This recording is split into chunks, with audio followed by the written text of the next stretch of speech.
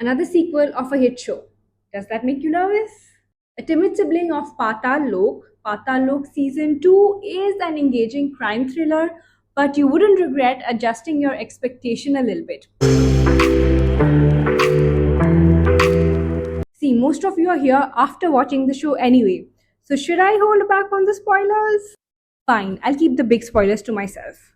By the way, Patal Lok Season 2 is streaming on Amazon Prime. Let's start with the story.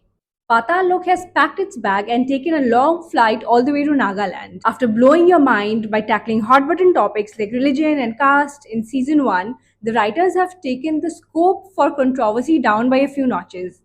This time they're talking about politics, but the politics is based in Nagaland.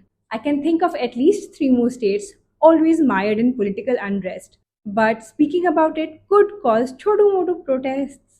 So Nagaland it is. Jaideep Ahlawat is back as Hathiram Chaudhary. He cracked a really big case last season, but thankfully he has not returned as some Singham level super cop. He's still a nobody in the hierarchy and works in and out of the Jamunapar police station.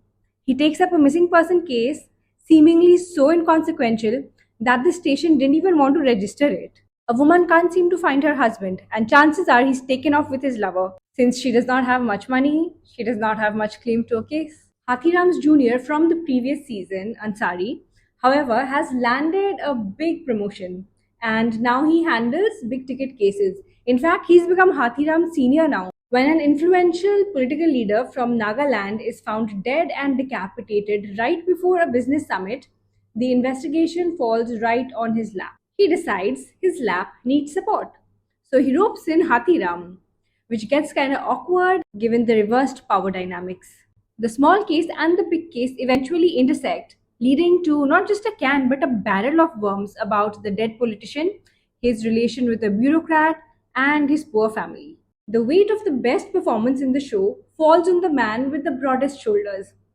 I would have said Jaideep Ahlawat was born for this role, but then I'd say the same about all his roles in any other project.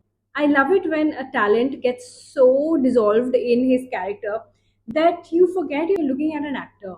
Here's what's different about Ahlawat's policeman Hathiram Chaudhary. Unlike most other law enforcement officers that we see on screen, Chaudhary is able to feel more than just one emotion, anger. Watching Chaudhary is a training session for the audience as well, who is accustomed to unidimensional policemen. It also challenges their preconceived notions of masculinity, especially when a gruff Haryanvi cop shows unexpected layers of vulnerability and compassion. But does that mean he's not beating up people on the side or spewing the choicest galis? Of course, he's doing that. It's just that it does not swallow his entire personality. Ishwak Singh's Ansari has a contagious, peaceful aura and honestly deserved a better fate. Gulpanag does not get too much screen time and is not allowed to do a lot. But she is comfortable in her role as Chaudhary's wife, who is suffering from empty nest syndrome. She should be in more shows. Anurag Arora is believable as Vic, as he was in the last season. The new entrants worth mentioning are Tilottama Shom as SP Meghna Barua. There's Nagesh Kukunur as the shady bureaucrat Kapil Reddy, and Janu Barua, who is a famous Assamese director who has some 12 national awards to his name and 20 international awards. So he's famous. And not to forget the steely silent sniper, Daniel, played by Prashant Tamang. For a guy who won Indian Idol, we barely get to hear his voice. Tilottama and Nagesh understand the assignment and do justice to their roles. But it's very apparent they are actors doing a job. The other new supporting characters have delivered performances that lack depth and authenticity, which makes some of the scenes feel very flat, and that's very frustrating. Another glaring gap is the absence of a high impact negative character, which was one of the reasons why the first season was such a phenomenon. If I had to pick just one thing the show could have done better, it would be how it handled the entire Nagaland aspect of the story. The show should have put on some swimming goggles and an oxygen mask and dived straight into Nagaland's tribal culture, which is so unique, and its very intricate social structure, and the complex political struggle for autonomy to support why the show had to change states. Right now, the journey to Nagaland is simply a plot device and not an integral part of the narrative. For all that you know, maybe the crew finally won that Club Mahindra 3 nights, 2 days holiday package. Those of you who've never been to the Northeast, you may have at least seen some documentaries of this region. It's breathtaking.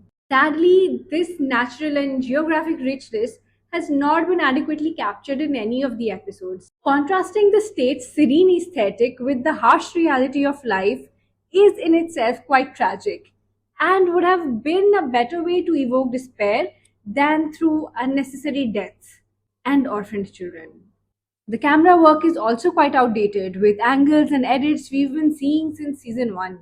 Season 2 is less of a social commentary this time round and more about interpersonal relationships. A lot of twists and turns happen in the characters' lives and focuses on how they deal with fear, failure, loss, love, blind ambition, and blind faith. While the police are barely able to solve any puzzle, the audience is given the satisfaction of a full explanation. All loose ends are tied, and you are left with a feeling of completion and relief that your hours were not wasted on a subpar show. However, if you had to simply go by season 2 alone, you would not understand why Patal Lok was such an event. And that's quite common when it comes to sequels of really hit shows and movies.